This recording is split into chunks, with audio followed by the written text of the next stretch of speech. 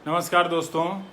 अभी एक बड़ी गलती हो गई मुझसे कि फ्रेम गलत हो गया था। टीवी का आदमी हूँ, फ्रेम हॉरिजॉन्टल हो गया था तो चेहरा किसी और तरीके से जा रहा है। और जो आपके कमेंट हैं, इफ्तिखार अहमद जैसे, शकील ख़ान हैं, इन सब के नाम किसी और तरीके से नज़र आ रहे थे। अखिलेश हाय, जितेंद्र यादव जी, वसीम सिद्दीकी जी, आप सबका नमस्कार, स्वागत है। अभिनव आवारा, अरे आवारा, आशीष शर्मा, क्या बात है आशीष जी। अविनाश कुमार, शिवम। तो मैं नौकरी पे बात करना चाहता हूं, क्योंकि पहला लाइव काफ़ी लंबा हो गया था, तो संक्षेप में रखेंगे। आज आप देखेंगे कि नौकरी की समस्या क्यों बड़ी हो गई है और क्यों ये एक राजनीतिक मुद्दे का रूप ले रहा है। आप याद करें कि 2019 के जब लोकसभा चुनाव के समय में नौकरी सीरीज़ के कारण रेलवे पर दबाव बना और पीयूष गोयल को अनाउंस करना पड़ा कि हम सहायक लोको पायलट और टेक्नीशियन और अन्य भर्तियां निकालेंगे। और उन्होंने तो दावा किया था कि 1 साल के भीतर सारी भर्ती पूरी हो जाएगी, लेकिन आज तक की नहीं। जो लोग परीक्षा पास कर चुके हैं उन्हें भी पूरी तरह से सैलरी अभी शुरू नहीं हुई है, उनकी ट्रेनिंग शुरू नहीं हुई है। ट्रेनिंग शुरू नहीं हुई तो भत्ता नहीं मिल रहा है। और यही नहीं, 2019 में एनटीपीसी कैटेगरी की वैकेंसी निकाली, रेलवे ने फॉर्म भरा है, उसकी इम्तहान का अभी तक पता नहीं है। तो लोगों ने मजाक उड़ाया, कहा कि पकौड़ा बेचना भी रोज़गार है, और ये चल गया। काफ़ी मजाक उड़ा। युवाओं ने कहा कि छोड़ो इन बातों को, क्या करना है, हम फिर से वोट देते हैं। वोट आप किसी को भी दीजिए, लेकिन इस मुद्दे के साथ अन्याय मत होने दीजिए। इस मुद्दे को आप थोड़ा मैं चाहता हूं कि आप व्यापकता से समझें। मैं काफ़ी पढ़ता रहता हूं। अभी एक नई किताब आई है, ये संतोष मेहरोत्रा की किताब है, reviving jobs an agenda for growth. ये अर्थशास्त्री लोग हैं, इन्होंने मिल के लिखा है। कई लोगों के इसमें लेख हैं, और ये 599 रुपये की किताब है। तो इसको पढ़ते हुए कुछ बातें समझ में आई, लगा कि आपके सामने रखना चाहिए। तो देखिए, 3 तरह की चीज़ें हैं। स्वरोजगार है, सरकारी रोजगार है, और प्राइवेट नौकरी है। तो ये कहा जा रहा है कि सरकार सबको नौकरी नहीं दे सकती, आप स्वरोजगार करें। भैया, ये बात आप स्पष्ट रूप से समझ लें कि भारत के लोग वैसे ही स्वरोजगार सबसे ज़्यादा करते हैं। खेती के बाहर जितने भी लोग नौकरी करते हैं या रोजगार करते हैं, उनमें से 99% लोग असंगठित क्षेत्र में हैं। और इस असंगठित क्षेत्र में जितने भी लोग हैं, उनमें से 65% लोग स्वरोजगार करते हैं। तो स्वरोजगार तो आप पहले से भी कर रहे हैं, लेकिन उसकी कमाई बहुत कम है। 10,000, 15,000 वेतन पे लोग काम कर रहे हैं।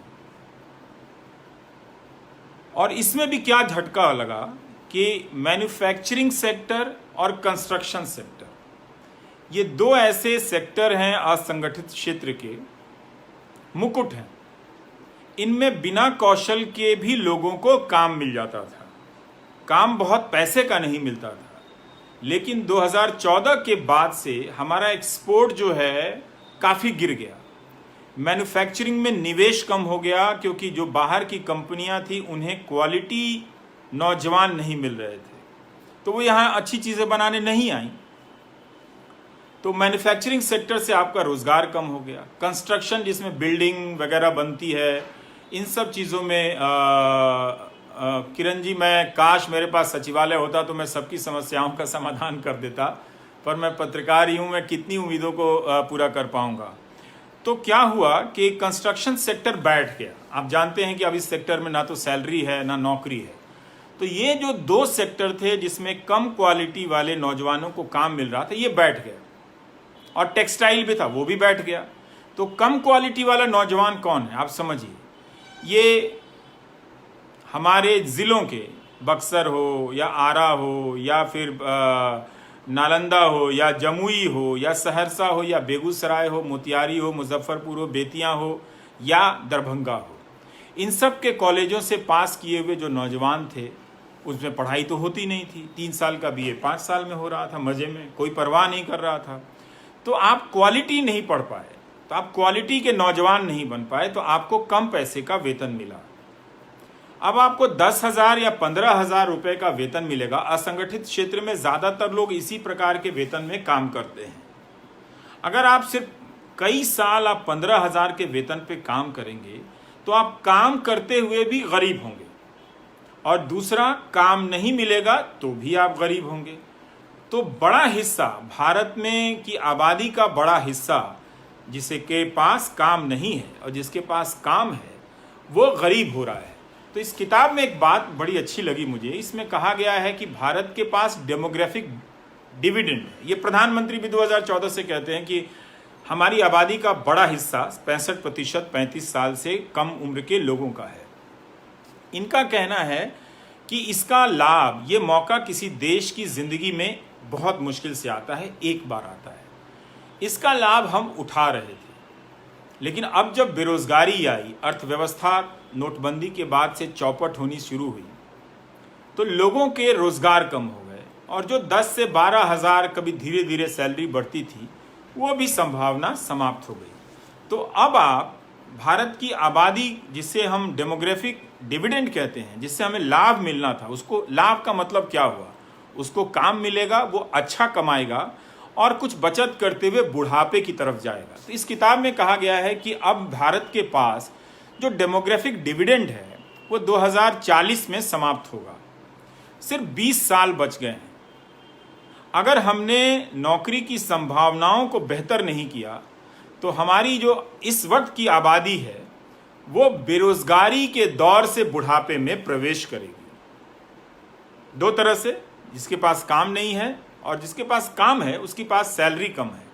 सैलरी कम है, उसके पास सामाजिक सुरक्षा कम है। सामाजिक सुरक्षा कम है, आप जानते हैं कि भारत में सिर्फ 10% लोगों के पास बीमा है। असर क्या होगा? अगर आप बीमार पड़ जाएंगे तो जो भी आपके अकाउंट में 40,000 50,000 रुपये होगा और साथ में कर्ज आ जाएगा, पैसा उड़ जाएगा। तो आप गरीबी रेखा से नीचे जाएंगे या उतना ही अमीर हो पैसा आएगा कि आप जी सकें। इसलिए बहुत बड़ी आबादी को काम मिलने के बाद भी भारत में आर्थिक असमानता बढ़ी है, क्योंकि आपको काम नहीं मिला। तो इनका कहना है कि जब तक क्वालिटी का एजुकेशन नहीं होगा, जो आपको नहीं मिला, तो आपको अच्छी सैलरी का काम नहीं मिलेगा और आप जो काम करने जाएंगे उसको बहुत अच्छा नहीं बना पाएंगे। आपका आत्मविश्वास कमजोर होगा, आपका हुनर खराब होगा। अब इन्होंने स्किल इंडिया चलाया, लेकिन एजुकेटेड इंडिया नहीं चलाया। क्यों? क्योंकि उसके लिए सारे कॉलेजों में मास्टर रखने पड़ते, अच्छे मास्टर रखने पड़ते। तो आप क्वालिटी के छात्र बनते तो अच्छी नौकरी करते, अपनी भी, और ऐसा कुछ करते कि और लोगों को भी नौकरी देते। स्वरोजगार आप अभी भी आप कर रहे हैं, ऐसी बात नहीं कि आप नहीं कर रहे हैं। अब ये देखिए, किसी ने लिखा, अनुराग ने, कि बिहार एसएससी में 6 साल से पेंडिंग है। ये मजाक नहीं है क्या? क्या समझ रखा है लोगों ने इस देश के नौजवानों को? ये मजाक हो रहा है आपके साथ। तो आपका एजुकेशन खराब हुआ, आप खराब क्वालिटी के नौजवान बने, आप कोचिंग में भटकते रहे मामूली बीए पास करने के लिए, कॉलेज में महंगी फीस दी, लेकिन वहां पढ़ाई नहीं हुई, कोचिंग में दोबारा पैसा दिया आपने। दुनिया के किसी देश में ऐसा नहीं होता है, किसी देश में नहीं होता। पढ़ाई का स्तर बहुत अच्छा होना चाहिए था, जो इन्होंने आज भी नहीं सोचते। इन्हें लगता है कि व्हाट्सएप यूनिवर्सिटी में कुछ मुसलमान, कुछ पाकिस्तान का भेज दो, कुछ चीन का भेज दो, हमारा नौजवान उसी में टहल टहल के समाप्त हो जाएगा। जाति धर्म से बड़ा क्या हो सकता है? वो उसकी पहचान के लिए जान दे देगा, लेकिन रोजगार की बात नहीं करेगा। आप मत करो। तो आपको खराब क्वालिटी का नौजवान बनाया गया। सरकारी क्षेत्र में नौकरियां बंद कर दी गई, प्राइवेट सेक्टर में नौकरियों की संभावना समाप्त हो गई। तो बेरोजगारी बढ़नी थी। सरकार जो भर्तियां निकाल रही थी वो सिर्फ 4th ग्रेड की भर्तियां निकाल रही थी। तो इसीलिए आप देखेंगे कि वो नौकरी जिसकी 4th ग्रेड की सैलरी चूंकि 20,000 25,000 थी, और प्राइवेट सेक्टर में जहां वो 12,000 पे काम कर रहा था, इंजीनियर होते हुए भी, मैनेजमेंट की डिग्री लेते हुए भी, जाहिर है वो चपरासी की नौकरी के लिए अप्लाई करेगा। इसलिए वहां पर भीड़ थी, भगदड़ थी। अब आप देखें कि 2014 के बाद से यूपीएससी में आईएएस आईपीएस के भी पदों की संख्या में गिरावट आई है। सरकारी जो बी ग्रेड की नौकरियां थीं, एसएससी, राज्यों में आयोग की परीक्षाएं थीं, उनकी परीक्षाएं रोक दी गईं। 2017 में कई महीने तक नौकरी सीरीज चलाने के बाद एसएससी की पुरानी परीक्षाओं के रिजल्ट आए। लोकसभा चुनाव में इसे पकौड़ा तलने को रोजगार कह दिया गया, उसके बाद खत्म हो गया। उद्योग का विकेंद्रीकरण है सर, आप समझिए जरा ढंग से, बीच में आप कोई भी आइडिया मत डालिए कि उद्योग का विकेंद्रीकरण हो जाएगा तो हो जाएगा। ऐसे नहीं होता है। जहां केंद्रीकरण है वहां क्या नौकरी मिल रही है? वहां मशीनीकरण के कारण नौकरी कम हो गई, बिजनेस ठप हो गया, इकोनॉमी बैठ गई, तो उन लोगों ने निवेश करना बंद कर दिया। 90% आबादी जो वर्क फोर्स है वो अगर मामूली तनख्वाह पर नौकरी करेगी तो बाजार कैसे बड़ा होगा? बाजार सिर्फ मामूली चीजों का होगा। अब लिख रहे हैं इंजीनियरिंग करने के बाद भी अच्छे पैसे की नौकरी नहीं मिलती है। क्वालिटी की टीचर कैसे नहीं मिलेगा? क्या बात करते हैं शुभंकर मिश्रा जी? आप अगर अच्छी शिक्षा में निवेश नहीं करेंगे तो मिलेगा कैसे? आप कहीं से तो शुरू करेंगे। आप अभी भी नहीं कर रहे हैं। बिल्कुल है, आप क्वालिटी के टीचर हो सकते हैं। सरकारों का बजट, अभी नीतीश कुमार कह रहे हैं कि 24,000 से, अरे भाई सुजीत जी, मेरे अब्बू डीएम नहीं थे तो क्या हुआ? ये पूछने का तरीका नहीं होता है।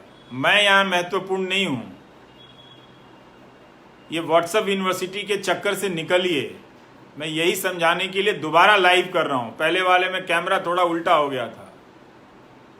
अभी देखिए, जस्टिस फॉर रेलवे अप्रेंटिस मांग रहे हैं, तो जो आपने वैकेंसी निकाली है उसकी नौकरी तो देंगे। ये डीएम थे ये कहकर आप किसका मजाक उड़ा रहे हैं? किसका? ये यही युवाओं को बांटा जा रहा है। ये बात आपको समझने की जरूरत है। सरकार हर काम शिक्षकों पर लाद दे रही है, ये योजना वो योजना। इसका मतलब 50 योजनाओं के लिए काम है उसके पास, और वो सिर्फ टीचर से करा रही है। यही चीज बैंक में हो रहा है कि वो बैंकिंग का काम छोड़ के बीमा बेच रहा है, और बीमा कंपनी जो है वो बीमा क्षेत्र में रोजगार नहीं दे रही है। वो अपना मुनाफा बड़े लेवल पे बना रही है। समझिए इस बात को।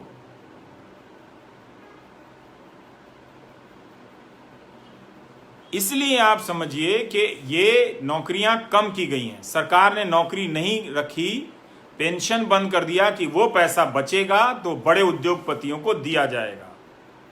जब सरकार आपको नौकरी नहीं देगी, आपको ताने दे रही है कि आप डीएम बनने वाले थे, तो फिर उद्योगपतियों के चौपट हुए धंधे को बचाने का काम सरकार का होना चाहिए, वो भी कई लाख करोड़ देकर।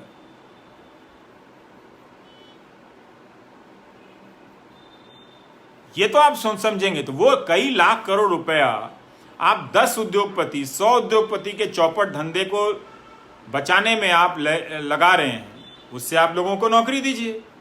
और जब आप कॉन्ट्रैक्ट की नौकरी पैदा कर रहे हैं सिर्फ इसीलिए कि लोगों को कई तरह की सामाजिक सुरक्षा की चीजें नहीं देनी होगी, तो ठेकेदार तो सरकार से 15,000 रुपए के हिसाब से कर्मचारी का पैसा लेता है और कर्मचारी को रखता है 6,000 पे। तो सरकार ही रखे, कम से कम 6,000 की जगह 15,000 तो मिलेगा।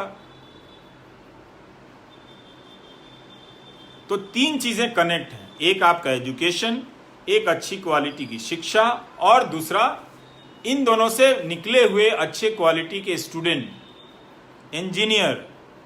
अब तो सॉफ्टवेयर कंपनी वाले बयान दे देते हैं कि 90% इंजीनियर नौकरी देने लायक नहीं है। क्यों भाई?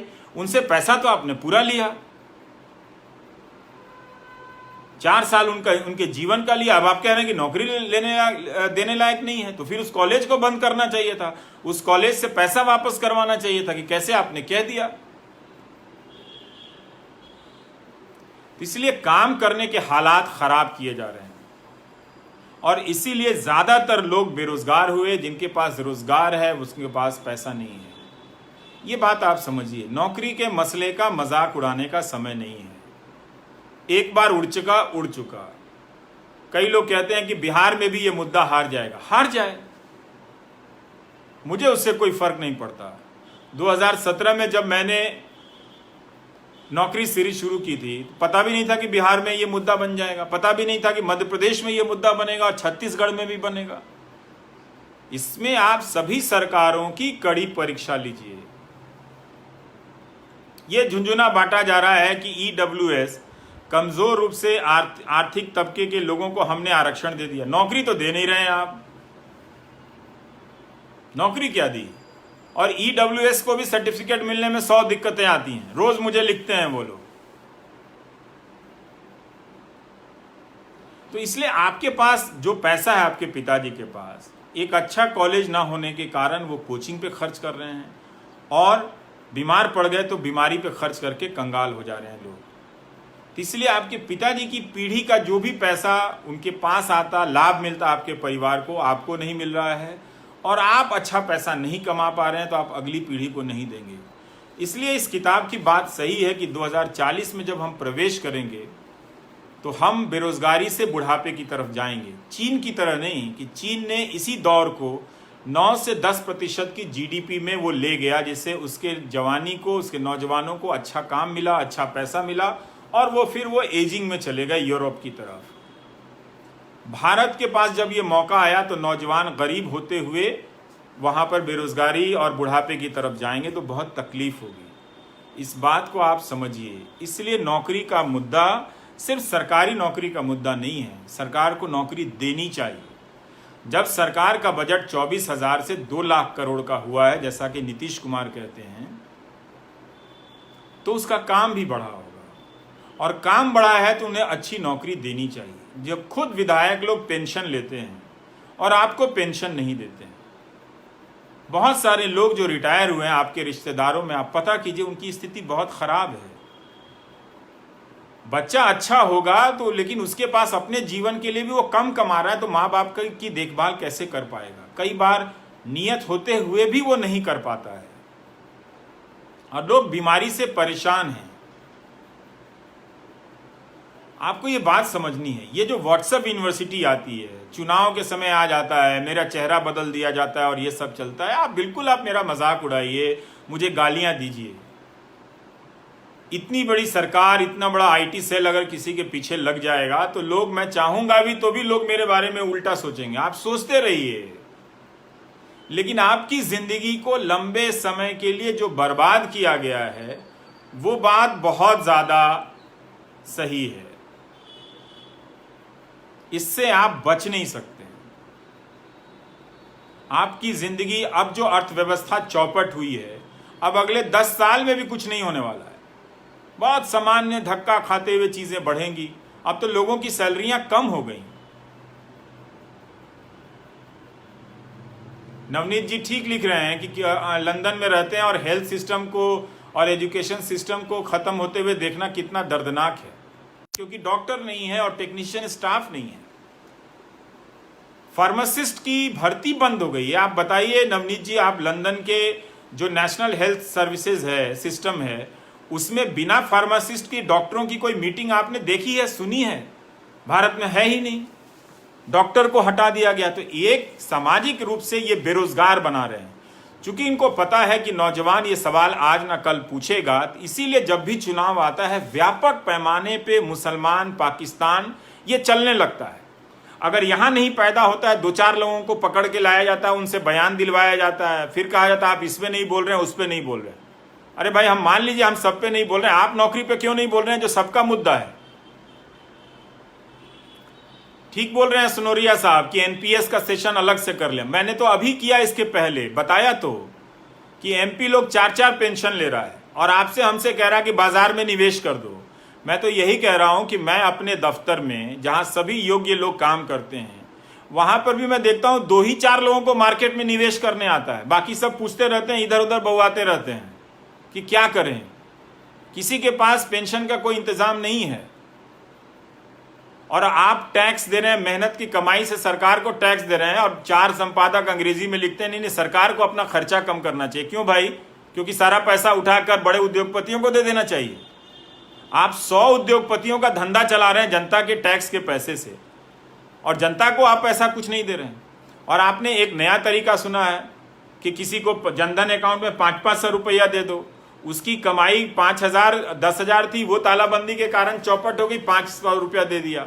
अब कह रहे हैं कि कुछ तो मिला। हाँ, कुछ क्यों नहीं मिला? मैं भी कह रहा हूं कुछ मिला, लेकिन उसके बदले आपका सब कुछ ले लिया गया। किसी को 2,000 किसान को दे दिया, किसान उसी में खुश है। बस किसान को आज ना कल समझ में आएगा कि उसका 1 एकड़ में नुकसान ही 10,000 रुपए का हो गया है, तो ये 2,000 रुपए से उसका क्या होने वाला है?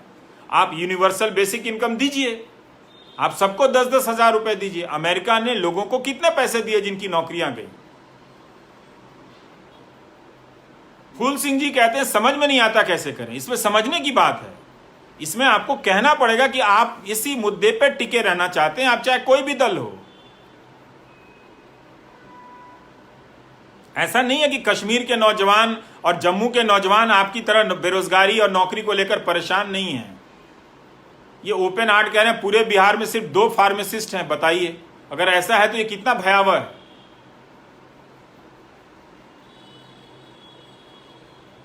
तो इसलिए हर जगह के नौजवान सरकारी परीक्षाओं को लेकर परेशान है। 8-8 साल लगेगा, 6-6 साल लगेगा, इतना घमंड आपको। अगर आप रेलवे का इम्तिहान जो ले चुके हैं, पिछले जून में जो रिजल्ट आ गया, उनकी ज्वाइनिंग क्यों नहीं हुई थी अभी तक?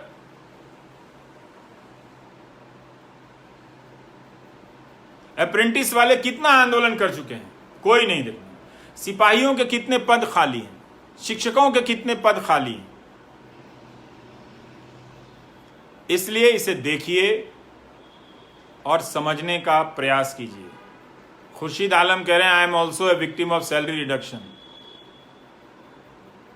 भाई मेरी भी कम हो गई है, तो मैं क्या करूं बताओ।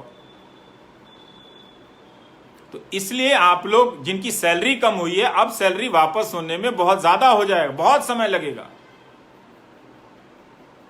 किसी ने कनाडा से लिखा है, बनर्जी साहब ने, कि कनाडा में सबने, सरकार ने सबको $2000 पर मंथ दिया है। हरसिमरनजीत सिंह ने लिखा है, कमाल है। तो हमारी जिंदगी बर्बाद हो रही है, बर्बाद की जा रही है धर्म से जोड़कर। इस धर्म को कोई खतरा नहीं है, आपकी जिंदगी को खतरा है इस धर्म की राजनीति से। ये बात आप समझें। हर चुनाव में ये भय क्यों पैदा किया जाता है? फिर आप एक ईमानदार पुलिस व्यवस्था, जांच व्यवस्था क्यों नहीं बनाते हैं? फिर क्यों ये आप काम करते हैं कि इलाहाबाद हाईकोर्ट को कहना पड़ता है कि किसी को झूठे आरोप में फंसाकर गौरक्षा कानून में भर्ती कर दिया जाता है, जेल में बंद कर दिया जाता है। गौरक्षा के नाम पर आजादी के समय से बड़े बड़े जमींदारों ने, लोगों ने लाखों एकड़ जमीनें दान दी कि हमारी गाय माता अच्छे घास का भोजन करेंगी। उन सारी जमीनों पर कब्जा हो गया है। ग्राम प्रधानों में भी, ग्राम सभाओं की जमीन पर भी, चारागाह की जमीन पर कब्जा हो गया है। लेकिन इस मसले को लेकर एक धर्म विशेष के खिलाफ अभियान कितना फैलाया जाता है। एक रिपोर्टिंग आपने उस गोदी मीडिया पर देखी है कि एक गांव की चारागाह की जमीन है जिस पर किसी दबंग ने कब्जा कर लिया है, और वही आदमी अपने जिले के मुख्यालय में बैठकर गौ रक्षा की राजनीति करता है। हमारी गौ माताएं, तकलीफ होती है देखकर। दिल्ली का घर फ्लैट का है, वरना पटना में और अपने गांव में हम गाय पालते थे, और हमारे यहाँ जो सब्जी काटी जाती थी उसको बहुत इज्जत से काटी जाती थी। हम जमीन पर नहीं रखते थे, टोकरी में रखते थे। उसको उठा के गौ माता को पहले खिलाते थे। उसको हरा हरा देख करके उसे हरा कुछ मिला है तो तबीयत खुश हो जाती थी। आज यहाँ दिल्ली की सड़कों पर आज तक मैं देखता हूं कि गौ माता प्लास्टिक की थैली और कचरे में खा रही है। ये मैंने अपने बचपन में गायों को खाते नहीं देखा था, कभी भी नहीं देखा था। तो गायों के लिए कोई अच्छा ढंग का हुआ। आप जाकर देखिए, कुछ गौशालाएं बनाई गई, उसमें भी राजनीति हुई। खाने पे गायों के खाने के लिए नहीं है। हमने तालाबंदी के दौरान दिल्ली में किया था, गौ माताओं को खाने के लिए कुछ नहीं, राजनीति के लिए सब है। कीजिए, आप आंदोलन चलाइए कि गौ रक्षा, गौ के लिए जो चारागाह की जमीन गायों के लिए दी गई थी, उन जमीनों पर कब्जा हटाया जाए। वो राजनीति कीजिए ना। हर बात में मेरा आईटी सेल प्रचार करता है, तरह तरह की चीजें बनाता है। लोग पूछता है आपके खिलाफ वायरल हो रहा है। मैं क्या करूं भाई, एक अदना से पत्रकार के पीछे सरकार लग जाए, इतना बड़ा आईटी सेल लग जाए, पॉलिटिकल पार्टी लग जाए, उसके लाखों समर्थक लग जाएं। मैं जिंदा हूं, यही बहुत है। आप लोगों की दुआ से मैं क्या कर सकता हूं। लेकिन आप जिसे समर्थन देना है उसे दीजिए, लेकिन कहिए कि भाई रोजगार के सवाल पर आइए, बात रोजगार की कीजिए। ये हिंदू मुसलमान के फ्रेम में, ये जाति धर्म के फ्रेम में अब मत रखिए। ईडब्ल्यूएस वाले भी समझ लें, जब सरकारी नौकरी नहीं होगी तो इस आरक्षण का कोई मतलब नहीं है।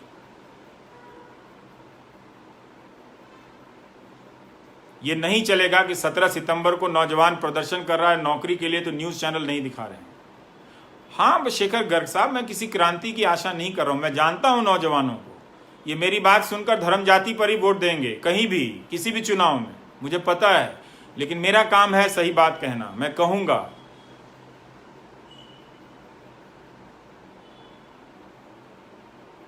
ये बात आप किसी चुनाव के संदर्भ में नहीं देख सकते। मैं 2017 से अकेला इन सवालों को उठाते आ रहा हूं।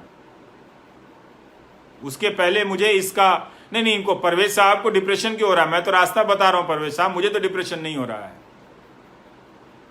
अब कोई कह रहा, अविनाश कह रहे हैं कि रेलवे को 866 करोड़ रुपए आ गए 2017-18 में फॉर्म से। मुझे पता नहीं, हिसाब मुझे जोड़ना नहीं आता, मैं अक्सर गलती कर देता हूं। तो इसलिए आप सब काबिल लोग हैं, आपको खराब एजुकेशन सिस्टम देकर कम काबिल बनाया गया है। किसी ने लिखा है वियतनाम सरकार ने भी 10,000 दिया है सबको, यहां देखिए 500 और 2,000 देकर ही गुणगान गा रहे हैं सब।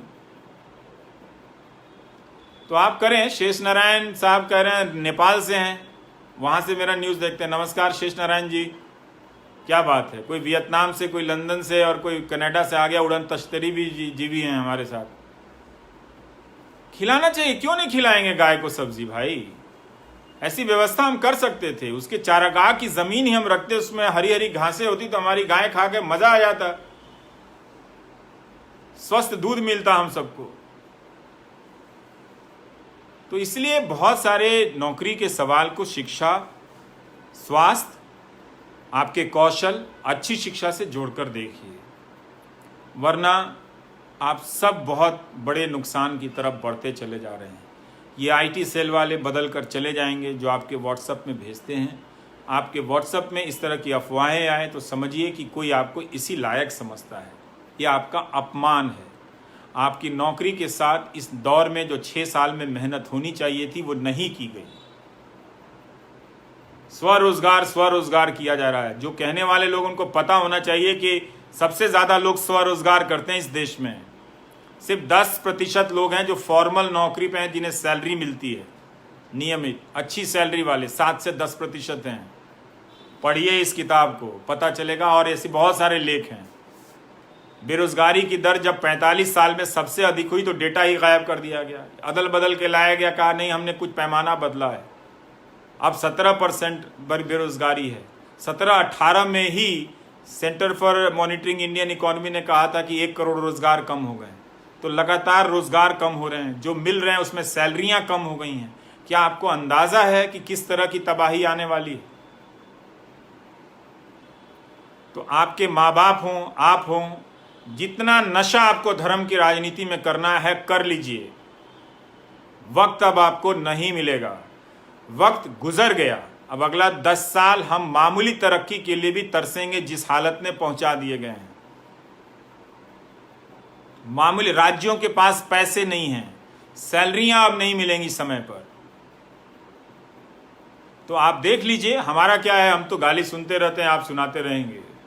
तो आप देख लीजिए कि उसमें क्या है। मेरी कोई बड़ी बात नहीं है, मेरी परेशानी कोई बहुत महत्वपूर्ण चीज़ नहीं है, पर मैं बड़े फलक पर देखता हूँ तो ऐसा कोई तबका नहीं मिलता है मुझे जो परेशान नज़र ना आ रहा। आपकी जवानी है साहब, अच्छी नौकरी नहीं मिलेगी।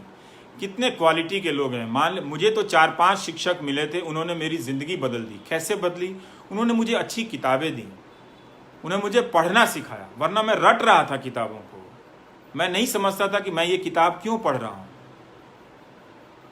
सिर्फ 4-5 टीचर ने मेरे पूरे क्लास के लड़कों को बदल दिया और वो सब अच्छी नौकरी में गए, अच्छे काबिल लोग बने। लेकिन आपका गणित भी बहुत अच्छा है, नैसर्गिक रूप से आप बहुत प्रतिभाशाली हैं, बहुत व्यवहारिक चीज़ें आती हैं, लेकिन आपने 3 साल का जो बीए में एडमिशन लिया उसी में आपका कबाड़ा कर दिया गया। चाहे आप इंजीनियरिंग में गए हों, चाहे आप उसमें गए हों, और फिर आपकी आर्थिक स्थिति खराब कर दी गई। आप काबिल नहीं हैं। जब काबिल नौजवान बाजार में जाता है तो वो मोल भाव करता है। वो कुछ दिन के लिए भले कम पर काम कर ले, लेकिन ज़्यादा काम करने की उसमें सलाहियत पाता है, योग्यता आती है, वो कुछ और बिजनेस कर सकता है। ऐसा क्यों है कि असंगठित क्षेत्र में ज़्यादातर लोग 10,000 15,000 की नौकरी करते हैं, बहुत तकलीफ में नौकरी करते हैं। लेकिन इस देश में धर्म की राजनीति ने आप सबको बर्बाद कर दिया है। आप नौजवान अब किसी लायक नहीं रहे। इससे निकलना आप मत समझिए कि फेसबुक लाइव देखकर आप निकल जाएंगे, ना ही मैं आपसे कोई उम्मीद करता हूं। मैंने तो लिखा है कि मैं भारत के युवाओं से 3.5% उम्मीद करता हूं। मुझे सब असलियत पता है दोस्तों कि इस लाइव के बाद आप क्या कहेंगे। सब समाज की सारी व्यवहारिकताओं, अनैतिकताओं को मैं जानता हूं।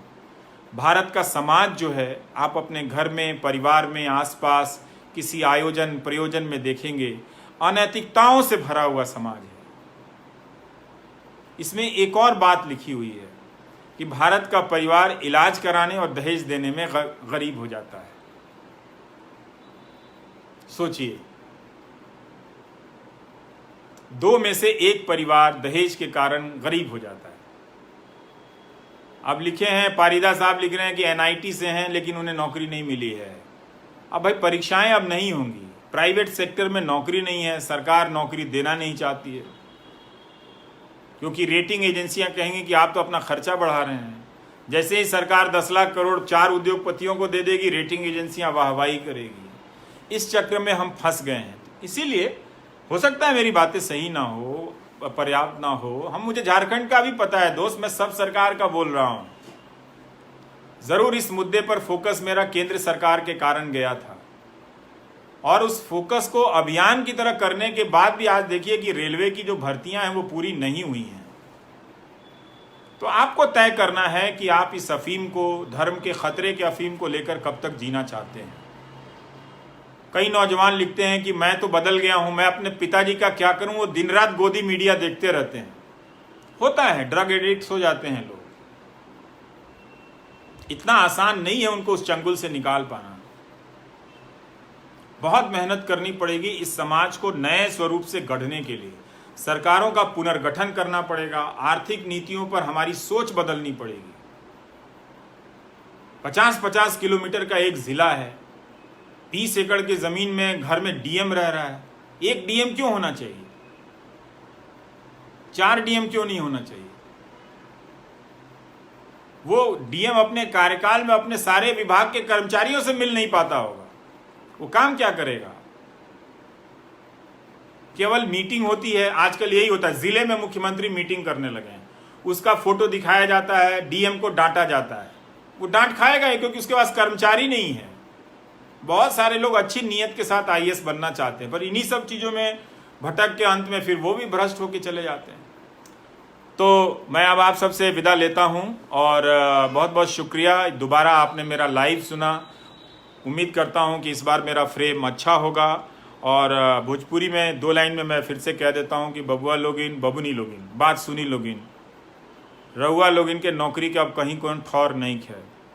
जो ना स्कूल कॉलेज में बपसी पढ़ा के भेजले रहले, वो कॉलेज में मास्टर नहीं है, नीमन प्रोफेसर नहीं खन सन, तो रउआ लोगन जो काबिल बनत रहनी है अब काबिल नहीं थी, तो कम कामों मिली तो रउआ लोगन के कमे पैसा के काम मिली।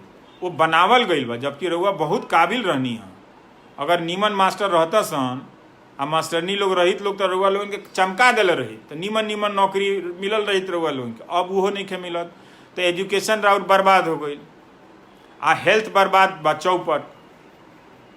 तो इलाज में जो बपसी के लगे, बाबूजी के लगे जन पैसों बा, वो इलाजे में बर्बाद हो जाता, सारा पैसा फूका जाता, रउआ लोगन फिर गरीब हो जाते हैं। तो एक जना के तो नौकरी नहीं है, आ जरा नौकरी बा ओकरा उतने सैलरी बा कि वो बेचारा जी सकता, पेंशन वेंशन के कोनो ठिकाना नहीं है। तो ऐसे जो ये नौकरी के जो मसला बा ओकरा के मजाक में मत उड़ाई, आ ईगो में मत ली रउआ लोग।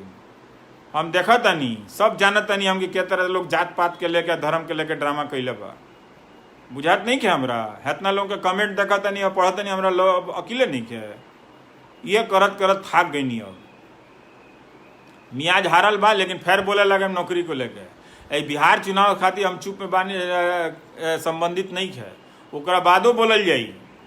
नौकरी के सवाल के ठीक कर ही के पड़ी। 3-3 बरिस 4-4 बरिस लोग इम्तहान के लिए लोग डरामा कैले बा लोग, आ लबरई ढीला लोग आके मंच पर खड़ा होकर कि नौकरी देतनी, स्वरोजगार करो। लोग जानत नहीं गिरो लोग, इनकी सारा आधा आबादी तो स्वरोजगार करता। बिहार में भी अमरजीत जी बहुत खराब है नौकरी की क्या स्थिति, आप पूछ रहे हैं बिहार में कौन से राज्य में अच्छा है? अरे भाई हम बिहार इलेक्शन में नहीं आए हैं, ये नौकरी का सवाल अनिल कुमार जी 2017 से कर रहे हैं, हर चुनाव में, हर समय। देखिए सैकड़ों प्रोग्राम किए हैं नौकरी पे, सैकड़ों। अकेला पत्रकार हूं दुनिया में, 9 बजे प्राइम टाइम में सारा छोड़ के सैकड़ों प्रोग्राम किए, गिन नहीं सकता हूं मैं भी। इतना दर्द देखा है युवाओं का। तो आप बहाना बना के गाली देते रहिए मुझे, उससे कोई फर्क नहीं है। आपको नौकरी मिल जाए तो मुझे मिठाई भेज दीजिएगा, अच्छी नौकरी मिले तो। यहाँ तो परीक्षा पास करके लड़का लोग घर में बैठ लो क्योंकि नौकरी नहीं किया। तो जाता नहीं। बहुत बहुत शुक्रिया, आप लोगों ने हमको देखा, दोबारा सुना। अच्छा है कि आप इस नौकरी के मुद्दे को व्यापकता से समझेंगे, अपनी शिक्षा से जोड़कर देखेंगे, अच्छी क्वालिटी की शिक्षा से, अपने हुनर से जोड़कर देखेंगे। जा गिर गया, हाँ। और स्वास्थ्य से जोड़कर देखेंगे, सामाजिक सुरक्षा से जोड़कर देखेंगे, वरना आप अच्छी जिंदगी नहीं जी पाएंगे। आपकी जिंदगी में कई तरह की बेचैनियां रहेंगी। इसलिए आईटी सेल वालों की नौकरी छोड़िए। आईटी सेल की नौकरी भी स्वरोजगार है, उड़न तश्तरी जी कर रहे हैं। हाँ, एक तरह से उन सब की भी नौकरी बदल जाएगी। कितना झूठ बोलेगा कोई, टाइप करेगा, लड़का बीमार हो जाएगा। 20,000 रुपये अगर आपको मिल रहा है, दिन भर आप रवीश कुमार के बारे में अनाप शनाप लिखते लिखते वो बीमार हो जाएगा बेचारा, कि कितना लिखे इसके बारे में। तो इसलिए ठीक है, हम मीडिया नहीं बदल सकते, हम दुनिया नहीं बदल सकते, हम समाज नहीं बदल सकते हैं। हम जो बात कह सकते हैं वो बात मैंने आज आपसे फिर से कही है, हम 1000 बार कहेंगे, हज़ारों बार मैंने चिट्ठियाँ लिखी हैं नौजवानों के नाम। तो इसलिए लफा शूटिंग मेरे साथ नहीं भैया, कि चुनाव आया है तो मैं बोल रहा हूँ।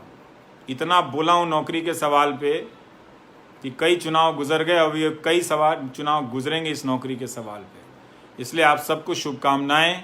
आप अपने ज़िले के कॉलेजों का हाल लीजिए, अस्पतालों का हाल लीजिए। प्लीज़ कुछ ठोस बदलाव की तरफ आप बहस को ले जाइए, जिससे नेताओं पर, सभी दल के नेताओं पर, सभी सरकारों पर मुकम्मल दबाव पड़े।